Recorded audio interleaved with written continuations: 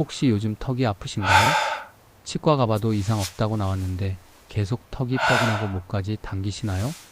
그냥 턱 관절 문제라고 넘기고 계신다면 지금 당장 이 영상 멈추지 마시고 끝까지 보셔야 합니다. 왜냐하면 100명 중 95명이 모르는 이 증상이 바로 심장 돌연사 직전 신호이기 때문입니다. 안녕하세요. 심장내과에서 30년 넘게 수만 명의 환자를 진료해온 전문의의 임상 경험을 바탕으로 오늘은 심장 돌연사 전조 증상 7가지를 알려드립니다. 작년 한 해에만 3만 명이 넘는 분들이 심장 돌연사로 갑자기 세상을 떠나셨는데요. 충격적인 건 이분들 중 70%가 일주일 전부터 몸이 신호를 보냈지만 그냥 일시적인 거라고 생각하고 넘기셨다는 겁니다. 특히 제가 지금부터 말씀드릴 7번째 증상은 대부분 치과나 정형외과 문제라고 착각해서 골든타임을 놓치는 경우가 가장 많습니다. 이 증상이 나타나고 30분 안에 병원에 가지 않으면 생명이 정말 위험하거든요. 본격적인 내용 시작하기 전에 구독과 좋아요 버튼 꾹 눌러주세요. 알림 설정까지 해두시면 생명을 살릴 수 있는 건강 정보를 놓치지 않고 받아보실 수 있습니다. 자, 그럼 지금부터 가장 위험한데 가장 많이 놓치는 7번째 증상부터 말씀드릴게요. 대전에 사시는 66세 한영수님 이야기입니다. 한영수님은 열흘 전부터 턱 아래가 아프고 목이 뻐근하셨어요. 이가 아픈 줄 알고 치과에 가셨는데 이에는 아무 이상 없다고 나왔거든요. 그래서 이번엔 목 디스크인가 싶어서 정형외과에 가서 엑스레이도 찍었는데 목뼈도 괜찮다고 했어요. 의사 선생님이 스트레스 때문에 턱 관절이 안 좋아진 것 같으니 찜질하고 쉬라고 하셨대요. 한영수님은 그 말을 믿고 일주일 동안 집에서 찜질하고 파스 붙이고 하셨는데 통증은 점점 더 심해졌습니다. 그런데도 병원 2곳이나 가봤는데 이상 없다고 했으니까 괜찮겠지 하고 참으셨어요. 그러다가 열흘째 되는 날 새벽 4시쯤 갑자기 턱 통증이 극심해지면서 목이 조이는 것 같고 가슴까지 쥐어짜는 느낌이 왔습니다. 식은땀이 비 오듯 쏟아지고 숨도 제대로 못 쉬겠더래요. 다행히 옆에서 주무시던 부인께서 바로 119에 전화하셔서 응급실로 가셨는데 검사 결과 심장 혈관이 90% 이상 막혀 있었습니다. 심장내과 의사 선생님이 말씀하시길 10분만 늦었으면 심장이 멈췄을 거라고 하셨대요. 응급시술을 받고 중환자실에서 사흘을 보내신 후에야 의식이 돌아오셨는데 한영수님이 제일 후회하신 게 뭔지 아세요? 바로 열흘 전부터 계속됐던 턱 통증을 그냥 넘긴 거예요. 그게 바로 심장이 보내는 마지막 경고였는데 치과 문제라고 착각하셨던 겁니다. 여러분, 이게 바로 가장 무서운 겁니다. 턱이 아프면 당연히 치과를 가고 목이 뻐근하면 정형외과를 가잖아요. 그런데 검사해보면 이상이 없다고 나와요. 그러면 대부분 그냥 일시적인 거라고 생각하고 넘기시는데 사실은 심장이 비명을 지르고 있는 거거든요. 왜 심장 문제인데 턱과 목이 아플까요? 이게 바로 연관통이라는 현상인데요. 심장에서 나오는 통증 신호가 뇌로 전달되는 과정에서 턱과 목으로 가는 신경과 섞이면서 턱이나 목이 아픈 것처럼 느껴지는 겁니다. 특히 아래턱 전체가 뻐근하거나 조이는 듯한 느낌이 있고 그 통증이 목 아래쪽까지 내려온다면 이건 심장 문제일 가능성이 아주 높아요. 치통과는 다르게 특정 이 하나가 아니라 턱 전체가 불편한 느낌이고 활동할 때 더 심해지는 게 특징입니다. 만약 여러분이 치과나 정형외과에서 검사해도 이상이 없는데 턱이나 목 통증이 계속되고 특히 계단 오르거나 빨리 걸을 때 더 심해진다면 절대 그냥 넘기지 마시고 바로 심장내과에 가서 심전도 검사를 받아보셔야 합니다. 그런데 여러분, 지금까지 말씀드린 턱 통증보다 더 무서운 게 있습니다. 바로 아무 증상도 없는 경우예요. 네, 맞습니다. 심장 돌연사의 가장 무서운 점은 어떤 분들은 아무 전조 증상 없이 갑자기 쓰러지신다는 겁니다. 특히 당뇨병이 있으신 분들은 신경이 둔해져 있어서 심장에 문제가 생겨도 통증을 잘 못 느끼시거든요. 그래서 더욱 중요한 게 정기검진입니다. 증상이 없어도 60세 이상이시거나 고혈압, 당뇨, 고지혈증이 있으신 분들은 1년에 한 번은 꼭 심장 검사를 받으셔야 해요. 하지만 걱정하지 마세요. 대부분의 경우는 몸이 미리 신호를 보냅니다. 지금부터 말씀드리는 6가지 증상 중 하나라도 느끼신다면 바로 병원에 가시면 충분히 예방할 수 있거든요. 그럼 이제 첫 번째 증상부터 차근차근 말씀드릴게요. 가장 흔하게 나타나는 증상입니다. 바로 왼쪽 어깨나 왼쪽 팔의 통증입니다.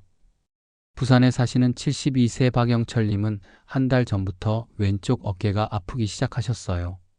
운동하다가 삐끗한 줄 알고 파스도 붙이고 찜질도 하셨는데 전혀 나아지지 않더래요. 그래서 정형외과에 가서 엑스레이도 찍고 물리치료도 2주 동안 받았는데 오히려 통증은 점점 더 심해졌습니다. 의사 선생님은 50견 같으니 계속 물리치료 받으라고 하셨고요. 그런데 물리치료 받으러 병원 가는 날 아침 갑자기 왼쪽 어깨 통증이 극심해지면서 팔 안쪽이 저리고 가슴까지 조이는 느낌이 왔어요.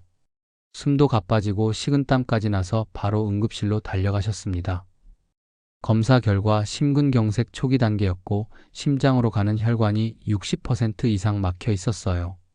응급 시술을 받고 스텐트를 넣어서 다행히 큰 문제 없이 회복하셨지만 의사 선생님이 말씀하시길 한 달 전부터 왼쪽 어깨가 아팠던 게 바로 심장이 보내는 신호였다고 하셨대요. 여러분, 이게 바로 무서운 겁니다. 어깨가 아프면 당연히 근육이나 관절 문제라고 생각하잖아요. 그런데 사실은 심장 문제일 수 있거든요. 특히 왼쪽 어깨와 왼쪽 팔 안쪽이 저리거나 아프면서 그 통증이 턱이나 목까지 올라간다면 이건 거의 확실하게 심장에서 오는 신호예요. 단순한 근육통이나 50견과는 다르게 쉬어도 나아지지 않고 점점 더 심해지는 특징이 있습니다.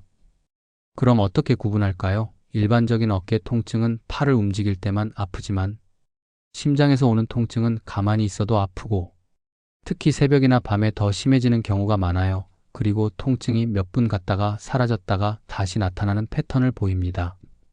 만약 여러분이 왼쪽 어깨나 왼쪽 팔이 아프면서 물리치료를 해도 나아지지 않고 가슴 쪽으로도 불편한 느낌이 있다면 절대 그냥 넘기지 마시고 바로 심장내과에 가서 심전도 검사를 받아보셔야 합니다. 두 번째 증상은 가장 많이 착각하시는 증상입니다.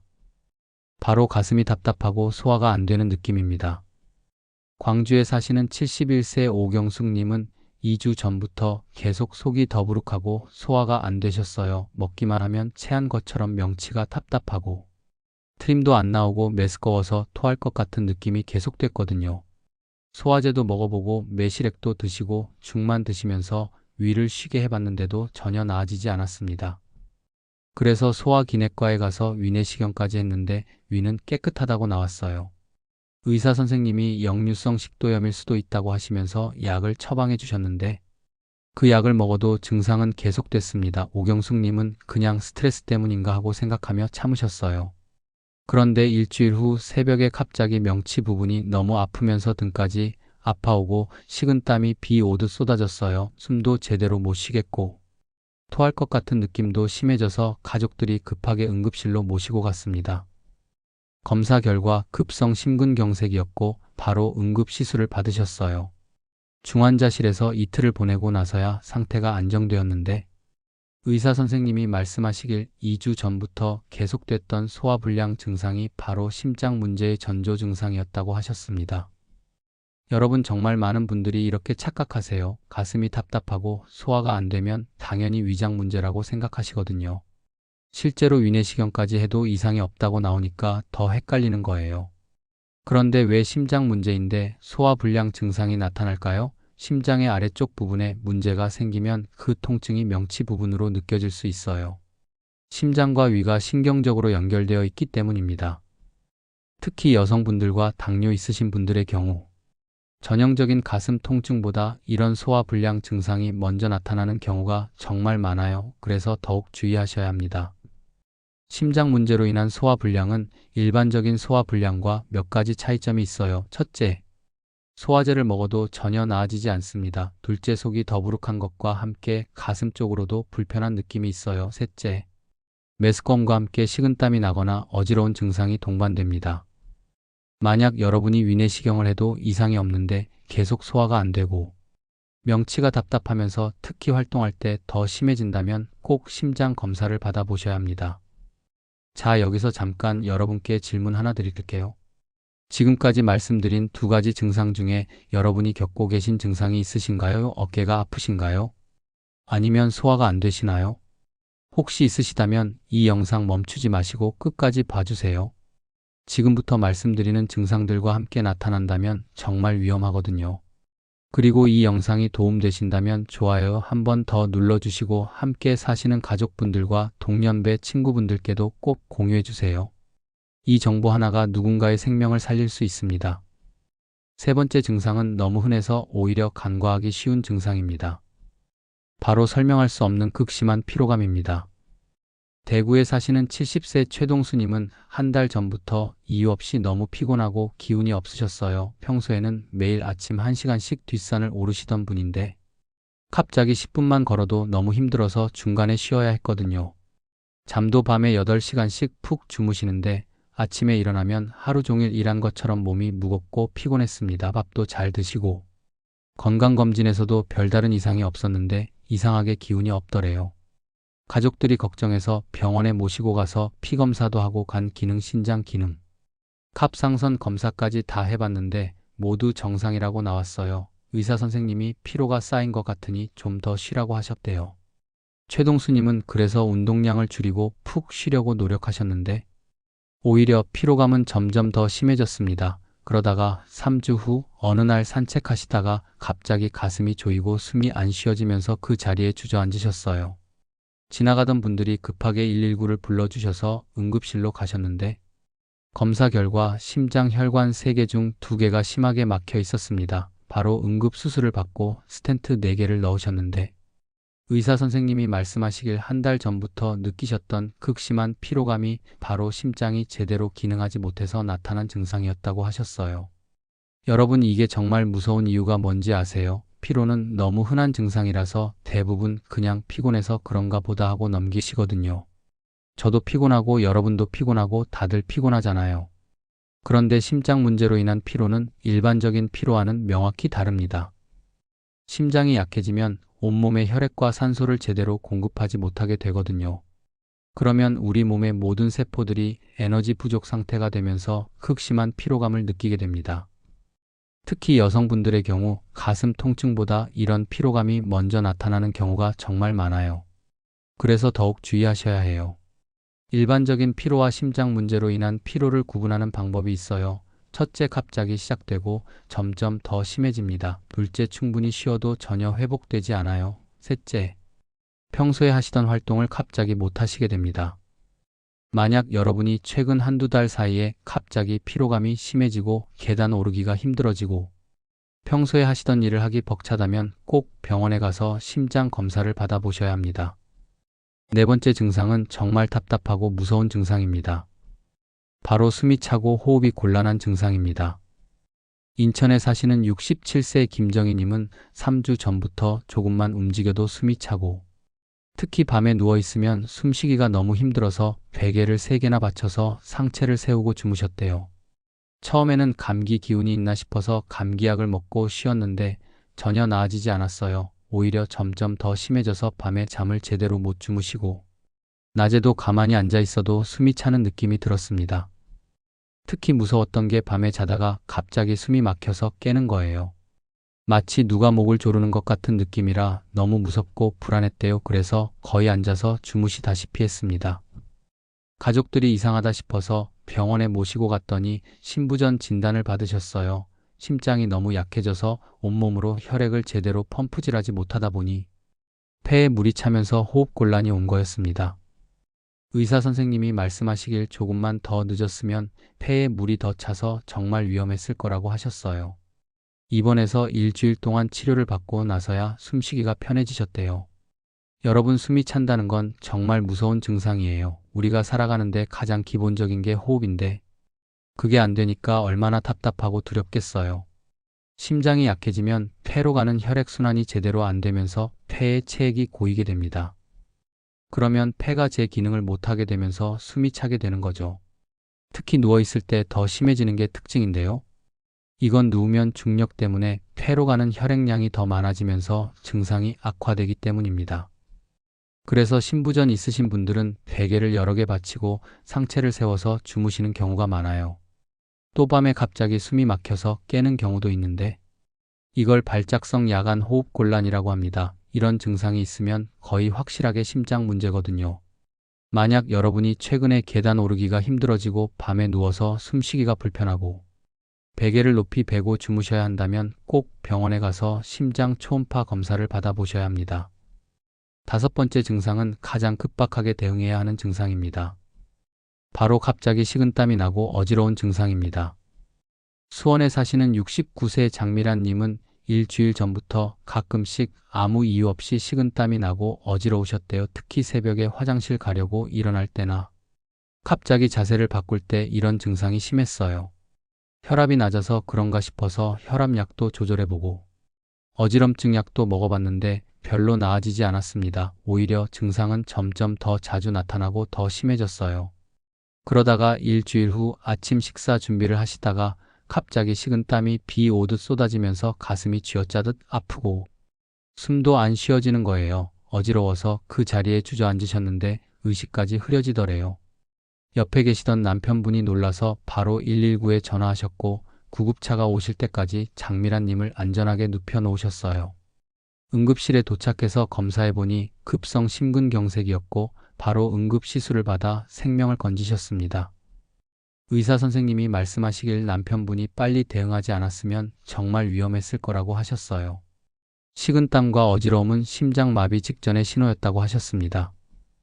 여러분, 식은땀은 우리 몸이 극심한 스트레스를 받을 때 나타나는 반응인데요. 심장에 문제가 생기면 우리 몸이 위급 상태라고 판단해서 자율신경계가 활성화되면서 식은땀이 나게 됩니다. 특히 더운 날씨도 아니고 운동을 한 것도 아닌데 갑자기 이마나 목덜미 손바닥에서 땀이 비 오듯 쏟아진다면 이건 심장 문제의 아주 중요한 신호예요. 어지러움도 마찬가지인데요. 심장이 뇌로 혈액을 제대로 공급하지 못하면 뇌가 산소 부족 상태가 되면서 어지러움을 느끼게 됩니다. 일어날 때만 어지러운 게 아니라 가만히 앉아 있어도 어지럽고 눈앞이 캄캄해지는 느낌이 든다면 이건 심장 문제일 가능성이 높아요. 특히 식은땀과 어지러움이 함께 나타나면서 가슴 불편감이나 호흡곤란이 동반된다면 이건 거의 확실하게 심근경색의 신호거든요. 이럴 때는 1초도 지체하지 마시고 바로 119에 전화하셔야 합니다. 많은 분들이 그냥 어지럼증이나 일시적인 증상이라고 생각하고 넘기시는데 만약 이런 증상이 갑자기 시작되고 점점 더 자주 나타난다면 꼭 병원에 가서 심전도 검사를 받아보셔야 합니다. 여섯 번째 증상은 가장 전형적이지만 그래서 더 무서운 증상입니다. 바로 가슴을 쥐어짜는 듯한 통증과 압박감입니다. 서울에 사시는 65세 이순자님은 2달 전부터 가끔씩 가슴이 답답하고 누가 가슴을 꽉 조이는 것 같은 느낌을 받으셨대요. 처음에는 1분도 안 되어서 사라졌고 한 달에 한두 번 정도만 나타나서 그냥 넘기셨어요. 그런데 시간이 지날수록 이런 증상이 더 자주 나타나고 더 오래 지속됐습니다. 특히 계단을 오르거나 빨리 걸을 때 가슴이 조이는 느낌이 심했는데 잠깐 쉬면 괜찮아지니까 체력이 떨어진 거라고 생각하셨어요. 그러다가 2달 후 장을 보러 시장에 갔다가 갑자기 가슴을 누가 쥐어짜는 것처럼 아프면서 숨을 쉴 수가 없었어요. 왼쪽 팔까지 저리고 턱까지 당기는 느낌이 들면서 식은땀이 쏟아졌습니다. 주변 분들이 놀라서 바로 119를 불러주셨고 구급차가 와서 응급실로 갔는데 검사 결과 심장 혈관이 70% 이상 막혀 있었어요. 바로 응급시술을 받고 스텐트를 넣어서 다행히 회복하셨지만 의사 선생님이 말씀하시길 2달 전부터 느끼셨던 가슴 답답함이 바로 협심증 증상이었고 그걸 방치하다 보니 결국 심근경색으로 진행될 뻔했다고 하셨어요. 여러분, 가슴 통증은 심장 문제의 가장 전형적인 증상이에요. 그런데 많은 분들이 이걸 체한 거라고 착각하시거든요. 심장 문제로 인한 가슴 통증은 보통 가슴 한가운데나 왼쪽 가슴이 조이거나 눌리는 듯한 느낌으로 나타납니다. 마치 무거운 돌이 가슴 위에 올라앉은 것 같다고 표현하시는 분들도 많으세요. 이런 통증은 보통 3분에서 5분 정도 지속되다가 사라지는데 활동할 때 나타나고 쉬면 좋아지는 패턴을 보입니다. 하지만 시간이 지날수록 통증이 더 자주 오고 더 오래 지속되고 쉬어도 잘 안 좋아지는 경향이 있어요. 체했을 때와의 차이점은 명확합니다. 체했을 때는 명치 부분이 아프고 트림이 나오거나 소화제를 먹으면 좀 나아지잖아요. 하지만 심장에서 오는 통증은 소화제를 먹어도 전혀 나아지지 않고 오히려 점점 더 심해집니다. 그리고 가슴 통증과 함께 식은땀이 나거나 어지럽거나 숨이 차는 증상이 동반된다면 이건 거의 확실하게 심장 문제거든요. 이럴 때는 절대 참지 마시고 바로 119에 전화하셔야 합니다. 자, 여러분 지금까지 심장 돌연사의 7가지 전조 증상을 모두 말씀드렸습니다. 다시 한번 정리해 드릴게요.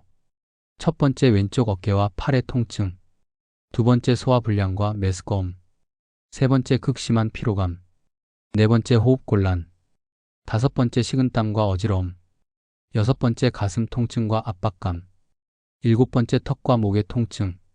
이 중 하나라도 느끼신다면 절대 참지 마시고 바로 병원에 가셔야 합니다. 특히 여러 증상이 함께 나타난다면 더욱 위험하니까 즉시 119에 전화하세요. 심장 돌연사는 골든타임이 정말 중요합니다. 증상이 시작되고 1시간 안에 병원에 도착해야 생존율이 높아요. 그러니까 조금이라도 이상하다 싶으면 주저하지 마시고 바로 행동하세요. 그럼 증상이 나타났을 때 어떻게 대응해야 할까요? 첫 번째, 바로 앉거나 누우세요. 서 있다가 쓰러지면 머리를 다칠 수 있으니까 안전한 곳에 앉거나 눕는 게 중요합니다. 두 번째, 즉시 119에 전화하세요. 혼자 참지 마시고 주변 분들께 도움을 요청하세요. 세 번째, 옷을 느슨하게 하고 환기를 시키세요. 넥타이나 벨트를 풀고 창문을 열어서 신선한 공기가 들어오게 하세요. 네 번째, 절대 운전하지 마세요. 증상이 있을 때 직접 운전해서 병원에 가시면 중간에 더 심해져서 사고가 날 수 있어요. 다섯 번째, 아스피린이 있다면 씹어서 드세요. 의사의 처방으로 아스피린을 드시고 계신 분이라면 증상이 나타났을 때 아스피린 하나를 씹어서 드시면 도움이 됩니다. 그런데 여러분, 증상이 나타났을 때 대응도 중요하지만 애초에 심장 돌연사를 예방하는 게 더 중요하겠죠. 지금부터 실천하실 수 있는 5가지 방법을 알려드릴게요. 첫 번째, 금연하세요. 담배는 혈관을 손상시키고 혈전을 만들어서 심장 질환의 가장 큰 원인입니다. 지금이라도 늦지 않았으니까 꼭 금연하시기 바랍니다. 두 번째, 규칙적인 운동을 하세요. 하루 30분씩 일주일에 5번 정도 걷기만 해도 심장 건강에 큰 도움이 됩니다. 세 번째, 식단을 조절하세요. 짠 음식, 기름진 음식을 줄이고 채소와 과일을 많이 드세요. 네 번째, 스트레스를 관리하세요. 만성적인 스트레스는 혈압을 올리고 심장에 부담을 줍니다. 다섯 번째, 정기검진을 받으세요. 60세 이상이시거나 고혈압, 당뇨, 고지혈증이 있으신 분들은 1년에 한 번은 꼭 심장 검사를 받으셔야 합니다. 여러분, 오늘 말씀드린 7가지 증상 꼭 기억하시고 이 중 하나라도 느끼신다면 절대 참지 마시고 바로 병원에 가세요. 그리고 이 영상을 함께 사시는 배우자분과 자녀분들께도 꼭 보여주세요. 여러분의 동년배 친구분들께도 공유해 주시고요. 이 정보 하나가 소중한 분의 생명을 살릴 수 있습니다. 혹시 아직 구독 안 하신 분들 계신가요? 그러면 바로 밑에 구독과 좋아요를 꾹 눌러주세요. 알림 설정까지 해두시면 생명을 살릴 수 있는 건강 정보를 놓치지 않고 받아보실 수 있습니다. 여러분의 건강한 삶을 진심으로 응원합니다. 오늘도 건강하게 하루 보내세요. 시청해주셔서 감사합니다.